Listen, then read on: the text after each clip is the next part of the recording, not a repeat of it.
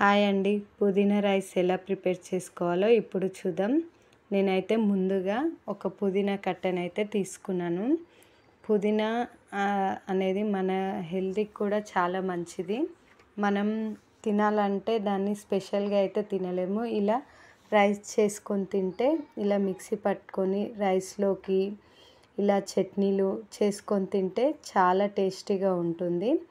కూరల్లో అన్నంలో వేసినా కానీ దాన్ని పక్కకు తీసేస్తుంటాం. ఇలా తీసేయకుండా పుదీనా, కొత్తిమీర, కరివేపాకు అనేటివి ఇలా పేస్ట్ చేసుకొని రైస్ చేసుకుంటే మన హెల్త్కి కూడా మంచిది. అలాగే తినడానికి కూడా చాలా టేస్ట్గా ఉంటుంది. నోరుకు అనేది ఏమీ రుచిగా లేనప్పుడు మనం ఇలా ఒకసారి ప్రిపేర్ చేసుకొని తిన్నామంటే నోరు కూడా చాలా రుచిగా అనిపిస్తుంది. చూడండి, జ్వరం వచ్చినప్పుడు అలా ఎప్పుడైనా ప్రిపేర్ చేసుకొని తిన్నామనుకో మనకు ఆటోమేటిక్గా నోరు అనేది చాలా టేస్టీగా అనిపిస్తుంది. తినే కొద్దీ తినాలనిపిస్తుంది. నేనైతే స్టవ్ వెలిగించుకొని అందులో 4 స్పూన్ల ఆయిల్ వేసుకున్నాను. నేను 1 కేజీ రైస్కి అయితే ప్రిపేర్ చేస్తున్నాను. ఆయిల్ ఎక్కువగా వేసినా బాగుండదు, మరీ తక్కువగా వేసినా బాగుండదు. 4 స్పూన్ల ఆయిల్ అయితే వేస్తున్నాను. అలాగే అందులో సాజీరా, దాల్చిన చెక్క, లవంగాలు, బగారా ఆకు వేసి కొంచెం ఫ్రై చేస్తున్నాను. అవి ఫ్రై అయ్యాక 2 ఉల్లిగడ్డలు అయితే కట్ చేసి పెట్టుకున్నాను. ఉల్లిగడ్డ ముక్కలు అయితే సన్నగా కట్ చేసి పెట్టుకొని అందులో వేసి చాలా అంటే ఎక్కువగా గోల్డెన్ రంగు రాకుండా మామూలుగా మీడియం మెత్తపడేంత వరకు వేయించుకోవాలి. మరీ గోల్డెన్ రంగు వచ్చి కరకరలాడితే బాగుండదు. అందులో నీరంతా మగ్గే వరకు వేయించుకోవాలి. ఇలా వేయించుకొని మనం కొంచెం కరివేపాకు కూడా వేసుకోవాలి. కరివేపాకు అనేది కొంచెమే వేస్తున్నాను. మనం ఇలా ఆకులుగా వేసుకుంటే స్కిప్ చేస్తాము. ఎవరో ఒకరే తింటారు కానీ చాలామంది అయితే తీసేస్తారు. అలాగే ఇలా పేస్ట్ చేసుకొని అప్పుడప్పుడు రైస్ వారంలో ఒకసారి ఈ కరివేపాకు, కొత్తిమీర, పుదీనా అనేటివి రైస్ చేసుకొని తింటే పిల్లలకు కూడా చాలా ఆరోగ్యంగా ఉంటారు. మనం కూడా ఆరోగ్యంగా ఉంటాం. ఇంకొకటి హెయిర్ కూడా గ్రోత్ అవుతుంది. ఇప్పుడు ఎండాకాలం కదా, పుదీనా వాడడం వల్ల చాలా హెల్తీ కూడా చలవ చేస్తుంది. నేనైతే ఇప్పుడు ఆనియన్లో ఉన్న నీరంతా మగ్గే వరకు ఇలా అయితే వేయించాను.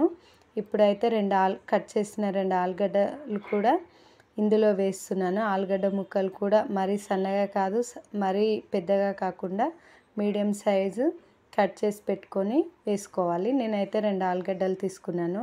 అది మీ ఇష్టం, స్కిప్ చేసుకోవచ్చు. ఈ ఆలుగడ్డలు ఇవన్నీ వేసుకుంటే ఏమవుతుందంటే మనం వేరే కర్రీ కలుపుకోని అవసరం లేదు. అలాగే డైరెక్ట్ తినొచ్చు. పెరుగు లేకున్నా కూడా తినొచ్చు. పెరుగు ఒక్కొక్క టైంలో ఉంటుంది, ఉండదు కదా. ఇలా మనం ఒక రైసే తింటే చాలా టేస్టీగా ఉంటుంది. ఎలాంటి పచ్చళ్ళు కానీ ఏవి వేసుకోకుండా అలా డైరెక్ట్గా తింటే బాగుంటుంది. అందుకని ఇంకా కొంచెం టేస్ట్ కోసమని నేను ఆలుగడ్డ ముక్కలు వేసుకున్నాను.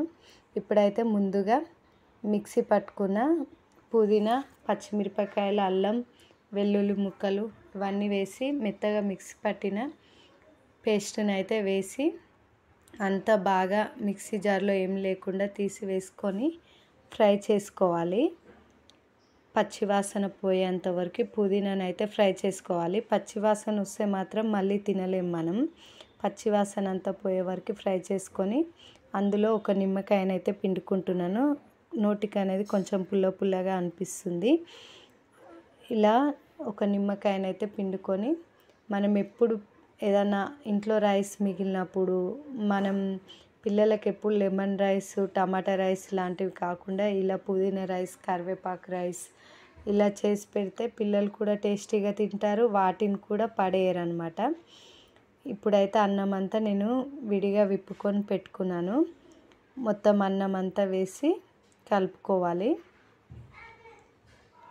ఇప్పుడు చూడండి, వీడియోలో చూపించినట్టు అన్నం అంతా పుదీనా బాగా పచ్చివాసన పోయేంత వరకు వేగిన తర్వాత రైస్ అంతా అందులో వేసి మంచిగా మొత్తం మిక్స్ అయ్యేటట్టు, అన్నం ఎక్కడ కూడా ఉండలు లేకుండా కొంచెం పొడిగా ఉంటే మనం తింటున్నప్పుడు చాలా రుచిగా ఉంటుంది. హోటల్ స్టైల్లో అనిపిస్తుంది. అప్పుడప్పుడు జీరా రైస్, పుదీనా రైస్, కరివేపాకు రైస్ కొత్తిమీర రైస్ చేసుకొని తింటే మన జీర్ణశక్తి కూడా మెరుగుపడుతుంది. పిల్లలకి ఇంకా చాలా బాగా ఉపయోగపడుతుంది.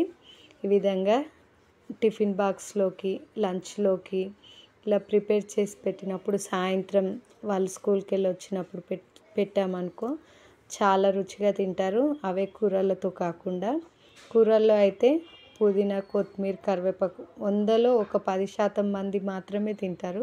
మిగతా 90% మంది అయితే అన్నీ ఏరి పక్కకు పెట్టే వాళ్ళు ఉంటారు. ఈ విధంగా అయితే చేసుకుంటే చాలా రుచిగా ఉంటుంది. నోటికి కూడా చాలా రుచిగా ఉంటుంది. చాలా ఈజీగా 15 నిమిషాల్లో చాలా ఈజీగా ప్రిపేర్ చేసుకోవచ్చు తక్కువ వస్తువులతో.